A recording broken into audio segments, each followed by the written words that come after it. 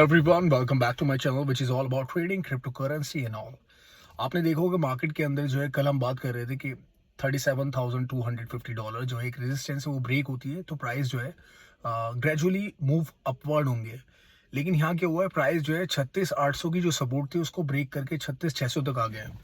तो एक और चीज़ ये थी कि प्राइस जब फॉल होंगे तो 1x होंगे, मतलब अगर $100 गिरा है तो स्ट्रेंथ मार्केट में $300 उठाने की। तो इसलिए फेवर जो है वो लॉन्ग का हो रहा है, ठीक है, शॉर्ट का नहीं हो रहा है, लॉन्ग का हो रहा है। लेकिन कुल मिला के ये है कि मेरे पास बहुत सारे मैसेजेस आ रहे हैं, ऑडियंस भी ये बोल रही है कि भाई अब यहाँ से ना लॉन्ग बनता है, ठीक है, यहाँ से चीज़ें जो है ऊपर की तरफ जा रही है, बिटकॉइन की प्राइस जो है अब बुलिश ही रहेंगे, ये पहला फेज आ गया है, ये है सारी बातें वो है।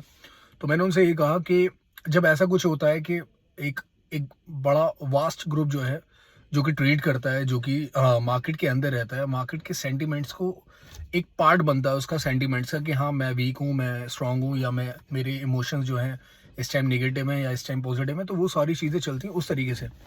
लेकिन देखने वाली बात यह है कि हमारे सामने जो प्राइस हैं वो नीचे नहीं गिर रहे हैं, वो मेंटेन कर रहे हैं, और पावर जो है वो ऊपर की तरफ ज़्यादा है।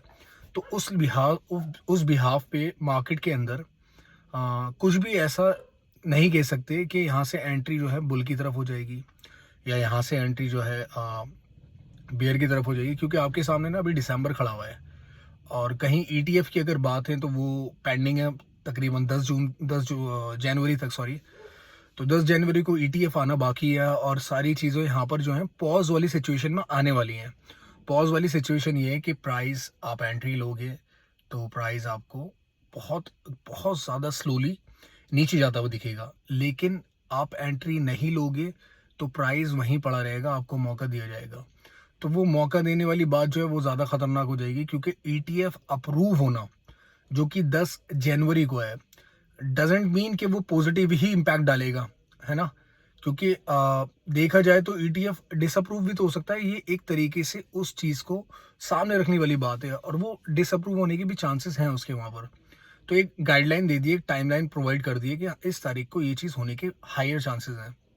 अब दूसरी बात करते हैं, तो रही यूएस की सीपीआई डेटा की, कंज्यूमर प्रोडक्ट इंडेक्स के, कि वो क्या डेटा आएगा हेड ऑफ अस, और उससे क्या बेनिफिट और क्या चीज़ें, क्या एक्सपेक्ट आप कर सकते हैं, वो सारी चीज़ें उसमें रखी जाएंगी।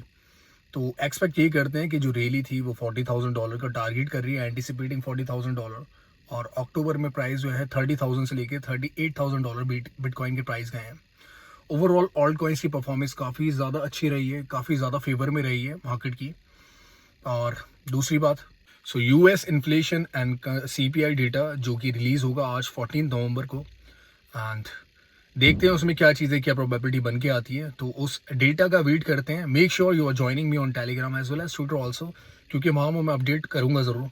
कोशिश मेरी ये रहेगी कि हम न्यूज़ से या इवेंट से आगे रहने की कोशिश करते हैं, और वही कोशिश पर अमल करेंगे। रही बात उसकी कि हमें ट्रेड कैसे करनी है, तो ये इसके बाद ही डिसाइड करते हैं।